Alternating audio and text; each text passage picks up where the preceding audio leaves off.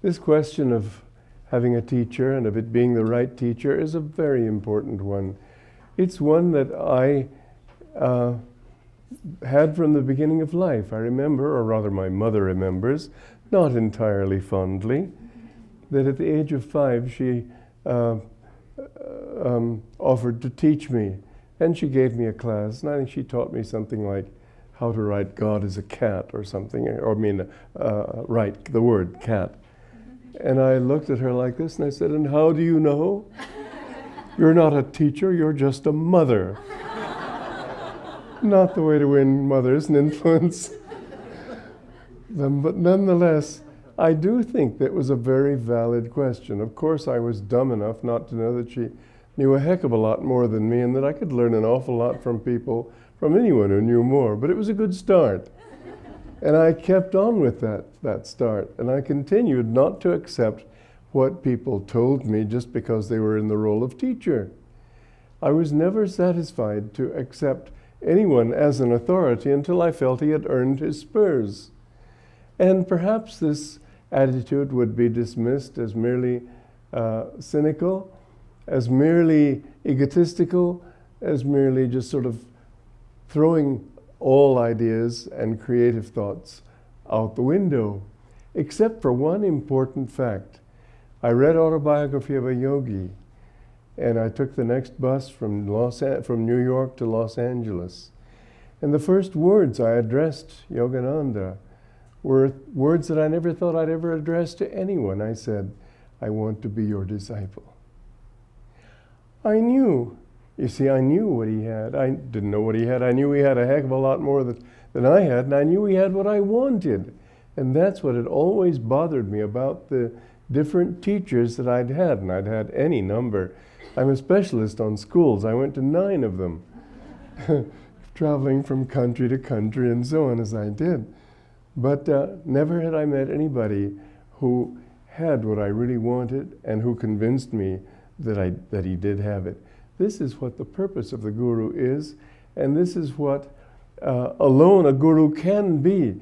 When someone has something that you really want, that's the time to study. Now, unfortunately, I myself wasn't interested in all the things I could have been interested in. If I'd wanted to be a musician, naturally I'd have gone to a musician to learn the craft, but I didn't want to be. If I'd wanted to be a philosopher, I could have gone to philosophers and learned all the I didn't want to. If I'd wanted to be this, that, or the other thing, I didn't want any of those things. I dabbled in them, studied them a bit, and I thought, no, that's not for me. It's sort of like the story of a soldier in boot camp who was seen picking up pieces of paper off the ground and looking at them, and that isn't for me. That isn't it. That isn't it. They began to think, this guy's really in need of a little help. So they took him to the camp psychiatrist. And the psychiatrist examined him, and while he was examining him, he kept picking up papers off the desk. Oh, this isn't it. This isn't it. And finally, he recommended him for medical discharge. And so when he came back to receive this piece of paper, he looked at it. This is it.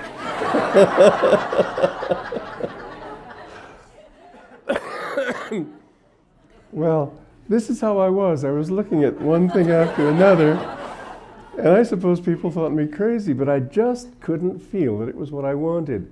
But when I found this man who had inspiration, and I'd been willing to give up everything just to find peace of mind, and he had joy and wisdom and all the things that were love, all the things that made, to my mind, the only things that made life really, could make life worth having, he had. And boy, that was for me. I haven't changed my mind in 54 years. Since I met him. Often decisions that are made on the spur of the moment are quickly abandoned. This one was never abandoned. Now, what do you do when you find somebody who knows something? Well, I've learned since then to be a disciple of life. And that means learning from everybody. I was too arrogant. Now I'm willing to learn from a child, because I see that now that I've got my priorities set, and I know what I really want, there are an awful lot of things that I can learn. And so anything that you all have to tell me, I'm always happy to hear it. I may not agree, but I'll listen. And I think that's the first thing that we need to do when we set out to learn anything. We need to be open to other points of view. Because a point of view, until it's based on fact, until it's based on knowledge, is really only an opinion. We need more than opinions. We need knowledge, we need understanding, we need comprehension.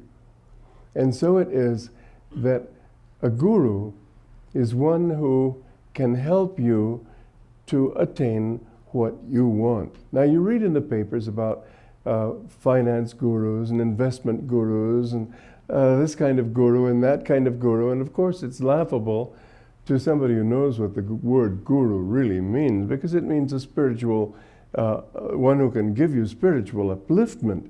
But indeed it's actually an accurate term, because if that's what you want, then they are your gurus. Just as if what you want is money, then money is your God. You can't go pretending that, oh, I accept Jesus Christ, but I want $1 million. No, money is your God, not Jesus Christ, not God, money. And that's what idol worship really means. Idol worship is, you don't even have to make an idol of it and put it on an altar. It's not an image. It's an image if you're in your mind, which everybody has. In the back of their minds, there's always that thought, oh, if only I could get that money, if only I'd made the right investment, if only I'd met this woman, if only I'd met that man, if only I'd done this, if only I'd done that. And there was a Peanuts cartoon I saw years after the great blunder that the, what was it, the Giants, I think, some football team, it was some baseball team, but I don't remember right now. It's been many years, like 40 years. But anyway, here's this one little child looking so moody and gloomy and upset, and finally on the last one he says, if only he'd caught that fly. It would have changed the whole World Series. Well, this is how people live. They live in if only, in the world, wonderful world of might have been. Well, you're living in this world, and although it's a delusion, it's the only delusion you've got. You might as well live with it. You might as well make something of it and grow out of it by accepting it rather than denying it. You can't get out of delusion just by saying it doesn't exist. You've got to figure out on what level doesn't it exist. How can I reach the point where I can see that it's a delusion? Until then, it's real. If you're dreaming, Yogananda said, and you hit your head in the dream, your dream head's going to hurt. It's only when you wake up that you see, oh, it doesn't hurt at all. So in this delusion, we need to learn how to behave. We need to learn how to work the laws of this world, the laws of life. And there are many things that we need to learn, but always we need to refer them to a central principle. This is the important thing. As long as we're always proceeding from that central point, and this is what attunement with the Guru gives you, you have this inner understanding that this is really what I'm looking for. How does that fact relate to this? Now here's an important and very interesting thing, just as an example, and it's well worth contemplating. In a community like this, we do have, after all, there are many hundreds of people who live at Ananda, who live near Ananda, who are part of Ananda in a larger sense.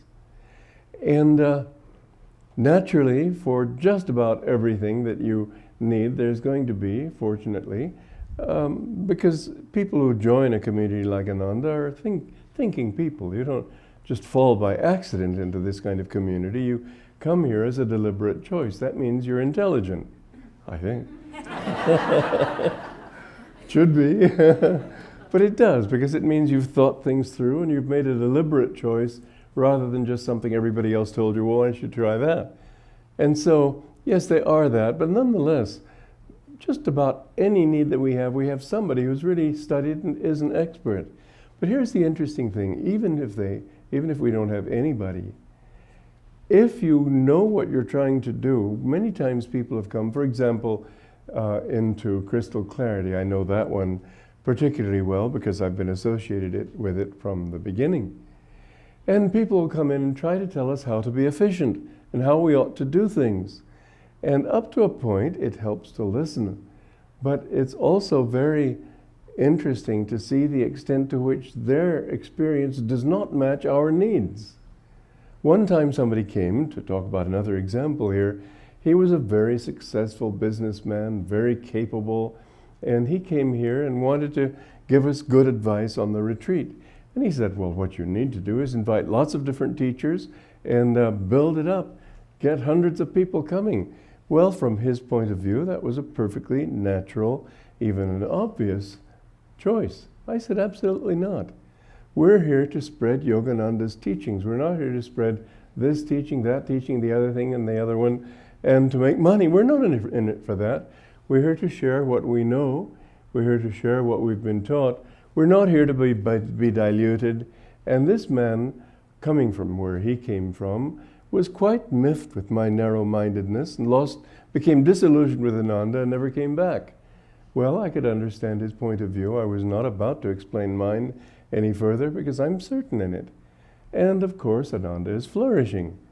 But it's because we've stuck to our guns. And this is something that again and again I hear all sorts of people throughout the country and elsewhere in the world say that you people have stuck to your guns. You people are sincere to what you believe and have always stuck with that.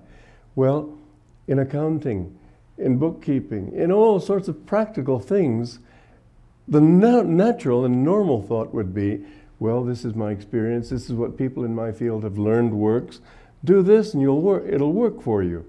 But in fact, it doesn't always. There's no one way to do anything. There is a right way for this circumstance, it may not be right for that circumstance. And so actually what's happened is that sometimes those people in our community who are experts in some field or another are not the ones whose advice we need. Because their advice is already geared and you might say almost brainwashed, although that's not a fortunate expression in this case, but with a particular concept. Whereas our basis, our underlying purpose is different from that. Just a perfect example is we are not here to make money. One time his master said to us, somebody came to me in the early years of my work in America, and he said, what are the assets of this organization? I said, none, only God. And that's how he always lived. Now that's how we choose to live too. And yes, we've had our ups and downs because of it. We haven't done what the worldly consciousness would take as the natural and right way to do it. When we had a forest fire, destroyed most of our homes, most of our land, it was found that a county vehicle was responsible for that forest fire. Our neighbors said, we're going to sue and get all our money back. I wrote to the supervisors and said, we're not going to sue. Because I did not feel it was right to take our bad luck out on our neighbors. We could easily have failed. Failure or success was not my bottom line. Money is not Ananda's bottom line. To serve God, to please God, to do what the Guru wants, to spread a work in which we believe, these are our bottom line. And if we have to do it in hovels, who cares? We'll do what has to be done, and we'll do it with all integrity and sincerity. Well, this is something that somebody who comes in with, let's say, 20 years of experience in this field or that field, his own training will tell him, this is outrageous. You can't do things that way. But you know, once you start doing things that way, you begin to find that you don't have to do it the other way. There are ways. You don't have to be inefficient and so go bumbling through things.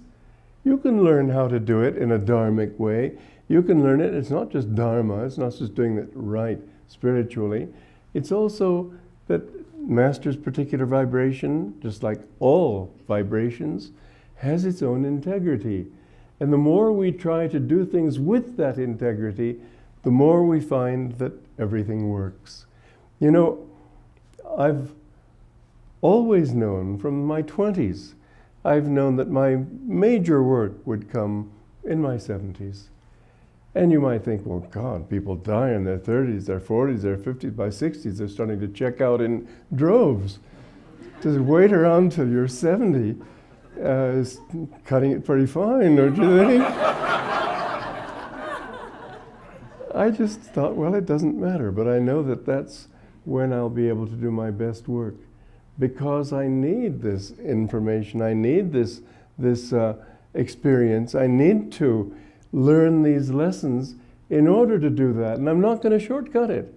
And if I have to just check out and start over, okay, but I'm going to do it as right as I possibly can. And I must say, for example, in my book, The Promise of Immortality in the Bible and the Bhagavad Gita, I put everything I had to put into it. I don't think I could have done anything more. In other books, I had to hold back a little bit. If I'm going to write about leadership, I'm not going to say now in the Vedas and the Himalayas, you've got to deal with the realities of your readers. But in this one, I just didn't have to think that way, and it was a joy, because I could put everything I could put into it without worrying about the reader's possible misunderstanding. It's his problem. But yes, I did it as well as I could to explain it to him, but I wasn't going to cut back on anything that I myself really believed. For instance, when you talk to the public, a subject like today's, do you need a guru? You'd have to approach it a little bit carefully, wouldn't you? You'd have to make it clear that you're not trying to be a slave of anybody. You're not trying to be subservient to anybody. It's not an ego trip on his part, and all the ground you've got to cover in order to reach the point that you really would start off with if you were teaching to people who were in tune with you. Well, in that book, for example, and a good example it is, I didn't think that way. I didn't have to think that way. I was writing for those students who had reached the point when they were ready to strive for more and didn't need reassuring on superficial spiritual dogmas and theological fine points. And if they had difficulty, well, let them work for it. It's their try. I work hard, let them work hard too. But the point is that once you have it squared away, and this is what I've been trying to do all my life. Mind you, when you think of somebody being a disciple of a guru, you think, well, you learn his teachings, you practice them. It's not that simple. He taught in the very tone of his voice. He taught by his very gestures. He taught by his position, his posture. He taught by what he didn't say as much as by what he did say. He taught in every way that would relate to simple being. And I've meditated all my life on that, not just words, but the subtle aspects of his being, to try to understand where he was coming from, who he was, knowing that there are other masters who teach differently. You know, a very strange thing happened to me. Anandamayi Ma, whom I love deeply, said to me one time, "What would you say if I asked you to live here?" I said, well, I would have to say no. I loved her, but I'm Master's disciple. I don't know what she meant by that. She was a master herself. But anyway, masters too have their differences. To her, work is just delusion. To me, because Master taught me to work, I have to take it as my delusion, okay. But I've got to do it. And I have to do it with all my heart. And so this is my path. I've tried to understand what he meant by this so I could bring not just his words, repeating them like a parrot, that's no use, but repeating them with that consciousness, understanding that ray so I could really express it. That takes a lifetime to really get in tune with it and understand it properly. But this is what it means to be a true disciple of a guru. I give the definition of a true disciple from my very limited point of view, but it's mine. There are probably deeper explanations from people who are deeper, but I'm me. And this is what I understand. To be in tune with the Guru means to be in tune with his spirit. And that's why in the Bible it says, as many as received him, to them gave he the power to become the sons of God. Now what does it mean to receive? So many Christians say, yeah, I receive him. Or you'll go into a Christian service, fundamentalist kind of Christian service, and they'll say, have you been saved? Yeah, oh, welcome, brother, I just knew it, and so on. Not enough. It's something inside. It's something you may not even want to talk about. You know, when it's something really precious, you can see, you go to an art exhibit, there's some really absolutely exquisite piece of work there. And people are jumping up and down, enthusing over it. Well, it's too beautiful to be enthused about. If they ask you, how'd you like it? You say, it's pretty nice, isn't it? There are a lot of words you could use. They would express your feeling a lot more, but words don't do it, so why use them? There's something much deeper when it comes to attunement with the Guru. It's not words, it's not just accepting his teachings, it's being in tune. And sometimes the true disciple is the one who doesn't even tell you who his Guru is. It's something too deep, something too precious. So what you need to do is tune into that spirit. And that's what Jesus said what the Bible says about Jesus. As many as received him, to receive means to receive that vibration in yourself. It doesn't mean just agreeing superficially. It certainly doesn't mean flattery. I would see sometimes disciples flattering Master, and he would just look at them, always with respect, but never with any acceptance of the thought that they understood anything. Yet I remember still, because he was always teaching me in such a way as to help other people. And so one time I was at the Hollywood church, and there was some member there who was just a flatterer. And I sort of didn't like to be around that energy. And I told him I was going to be there giving a class on Wednesday evening. And he said, oh, then I'll be sure to be there. Well, I knew he'd be there, for God's sake. It was just flattery to say, and in that case I'll be there, when he'd be there in any case. And I didn't want to accept this flattery, and I felt embarrassed by it, and I said, well, and it was very ungracious of me to say this. I said, would you just check people's pockets for vegetables in case they throw them? Which is a ridiculous thing to say, but I just didn't want to accept what he'd said. I didn't want to accept his flattery. Well, anyway, Master, when I was alone with him a few days later, he said, oh, by the way, when you're talking to people, don't talk about vegetables.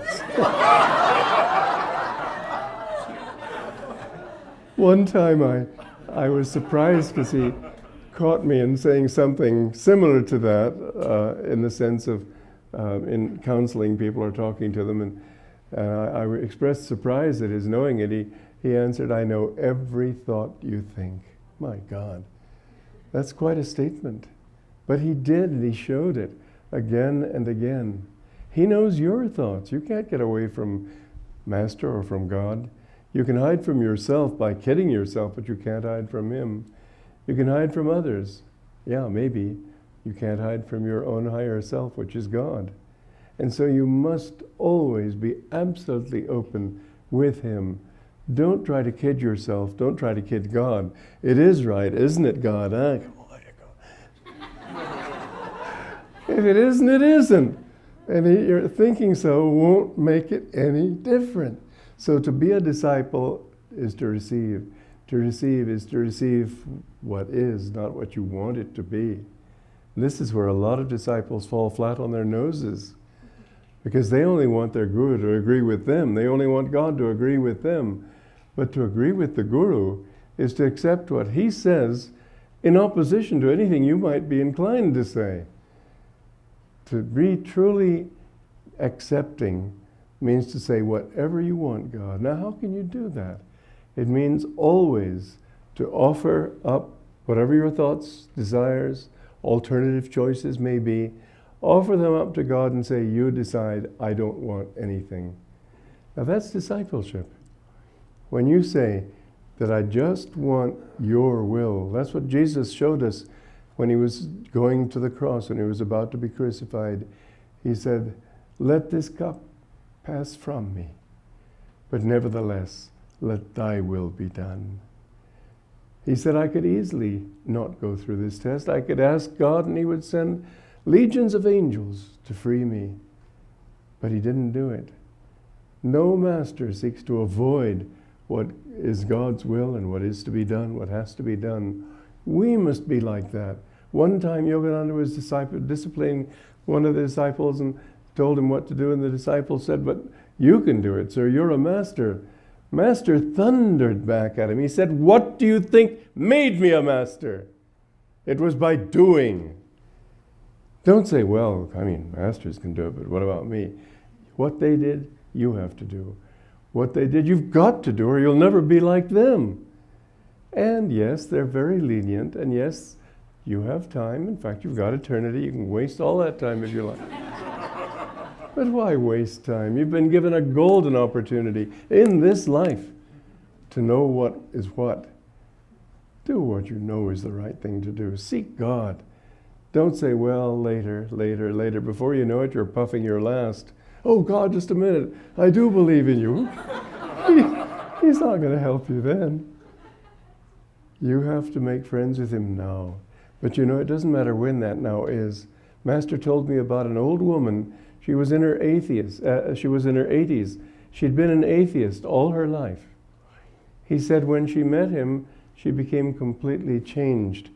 And for the rest of her life, which was not long, she kept orange flowers to remind her of his robe. She played a recording that he'd made of God, God, God, an old one, not the more recent one, because this was many years before. She kept his picture everywhere, everything. She just drowned herself in his vibrations.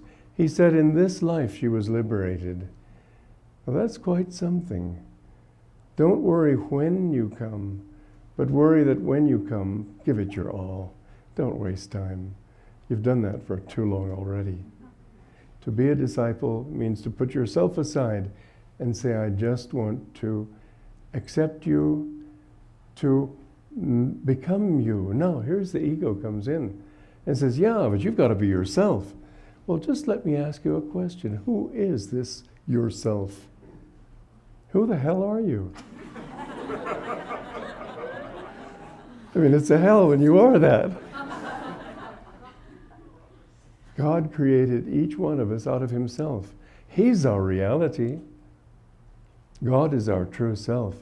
That beautiful example of the burner on a stove. And each little jet looked separate from all other jets. And you could make them even different from one another by making some holes bigger and some holes smaller. A powerful jet, a thin little tiny jet. Throw little chemicals on the jet and have it different colors. And so each jet could look unique. But if it were to look up in the opposite direction, it would see that its power, its life, its everything came from that one flow of gas. Now, ego is that flow of consciousness going outward, forcing itself through the little jet that is your own ego. But the soul is that same flow looking backward. It's when you're conscious of where you came from, you're conscious of the one self that unites all. That's why the more sensitive a person is, the more he feels other people's sorrows. Jyotish asked me an interesting question in Carmel recently. He said, we were sort of talking, it wasn't as if I had to answer, but we were discussing these things. And he said, well, what makes it possible? How can anybody possibly be cruel? And of course the answer is in the writings of Jean-Paul Sartre, who said, to be conscious of another is to be conscious of what I am not. Well, when you become sensitive, to be conscious of another is to be conscious of what you are. He was that gas jet wholly going into the ego. But the more you're aware of life, the more you're aware that that life is in other people, so that you feel their pains, you feel their joys, you feel the fulfillment of sharing with people, and the littleness and the suffering that comes with that imprisonment of the ego when you take from others only for yourself. This is why Jesus said, it is more blessed to give than to receive. More blessed not because God up there is going to pat you on the head. More blessed because you yourself feel more peaceful, more blissful. You fulfill yourself when the more you realize that you are all that. When you can look at all of life and feel this is a part of me, how much more wonderful than to think that somebody comes to you with suffering, pain, problems. Not my problem. Well, it is your problem. His pain is your pain. The more sensitive we are, and we all grow in that sensitivity, and so it comes about that every soul reaches the point where it becomes aware that this oneness is the underlying reality of all life, and that God is the true self, separate from ourselves only to the extent that we direct our attention toward the ego instead of back toward ourself. It's that simple. Christian theologians say that the Hindu theology is totally different. Not at all. It's just a misunderstanding. The one truth is the same everywhere, as has been manifested by the saints in the Christian tradition. And so it is that if we want to be disciples of the Guru, we must understand that our first goal is to get rid of this ego. And we don't get rid of it by putting ourselves down. We don't get rid of it by humiliating ourselves. We don't get rid of it by, you don't grow in wisdom by simply throwing dust on your own head. That'll only make you conscious of dust and of your own head. You want to forget your head. You want to forget your separation. To be in tune with the Guru does not make you exactly like him. Every disciple is himself. Sri Yukteswar and Master were perfect examples of this truth because they were totally different one from the other. Master was only devotional by nature. Sri Yukteswar was very jnanic, full of wisdom. One time I said to Master, looking in Sri Yukteswar's eyes, I see so much love there. Master said, oh, there was no love in those eyes. Well, he himself felt the love that was in his nature, but it wasn't something he manifested through his eyes, let's say.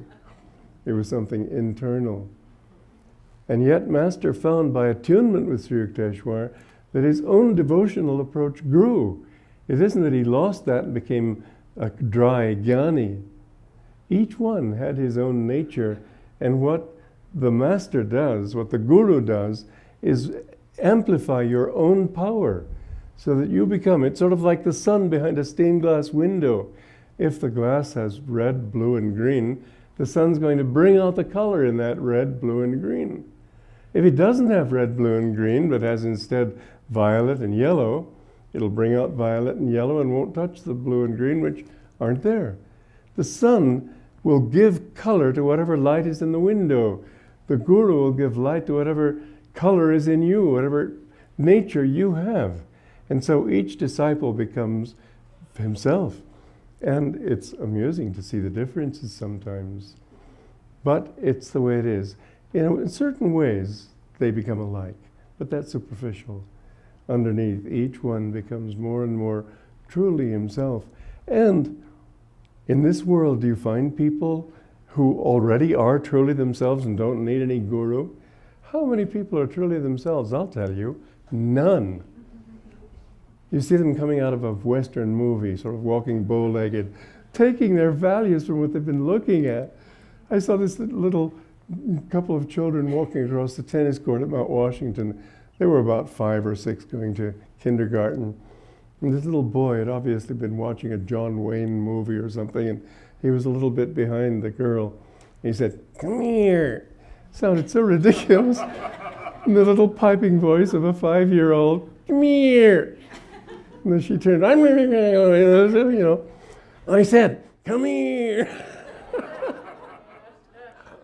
Well, he didn't have that tough He-Man thing which he hoped to develop, but he'd seen it in a movie. That was everybody borrows. You'd bring up a child, a Chinese child in an American home, you'll become completely American. Bring up one of your own children in a Chinese or Indian home, you become completely that. Plus, of course, adding to it his own particular nature. But you, to a large extent, people are not themselves. They're what they've learned in school, in their society, from their parents, from one another. They see, oh, I kind of like that attitude, so they adopt it. But it isn't they. You really become you when you get away from education, which adds knowledge, and get into yoga, which removes knowledge. You unlearn when you learn yoga. You unlearn this self-hypnosis that I'm rich, poor, male, female, this thing, that thing. You're none of those things. When you can understand that, then you begin to see that there's something inside that is just you. And that's the wonderful thing that you notice when you look at the lives of saints. People always try to box them in a certain cabinet, because obviously, certainly, all saints are going to manifest divine qualities. That means they're all going to be, in one way or another, compassionate, joyful, wise, etc. But you'll notice that each one of them manifests that wisdom, compassion, joy, love in a different way. Each one is very uniquely himself, and sometimes most inconveniently so. But that's because we like our saints where we want them to be, and they aren't. They're judging you from a higher standpoint of truth. But you'll see that you become very different from what you are right now. The more you grow in God, you'll find that having shed those things, something else comes out from inside you that you like very much. And you realize, well, this is me. When you first experience love in meditation, it may have seemed like a strange concept, but as soon as you experience it, you just know that's you. Nothing else could possibly be you as much. And yet your love is different from others. God has sung and is trying to sing a different song through every creature in creation. But let him do it. And that means, by attunement with the Guru, help him to help you. That's all he's there for. His job is to help you to get rid of this false you in order that that true you will shine. And so you'll see that the Guru teaches each disciple differently. It's a great mistake to say, well, Master said this to everybody. That's not true. I saw him different with each person, because each person needed something. Yes, he taught kindness, etc., to everybody. But the particular nuances, the particular ways he expressed it. I know he put me in charge of the monks, and there was one of the monks there who lived in another colony, and I wanted to give him what I felt was advice he needed. And so I told him, but he didn't relate to it at all and was rather miffed with me. Master was away, and when Master came in the door a few minutes later, he scolded me. He said, I'm teaching this man, not you. That wasn't, in other words, Master was giving him certain advice which I couldn't appreciate. Don't even appreciate now, but that's not my problem. What I gave was good advice, it just wasn't the right thing for him at that time. The Master is different with each one of you. Try to develop that relationship with him, a very personal one, very inward. You'll see that it's the most precious, indeed the only precious thing in the world. That's why Swami Shankaracharya said that the greatest blessing in all the three universes is to have a God-known Guru. There is no blessing comparable to it. Seek it. Don't presume on it. Don't presume you have it just because you've signed your name. But the more you develop it inwardly, the more it will become your only reality.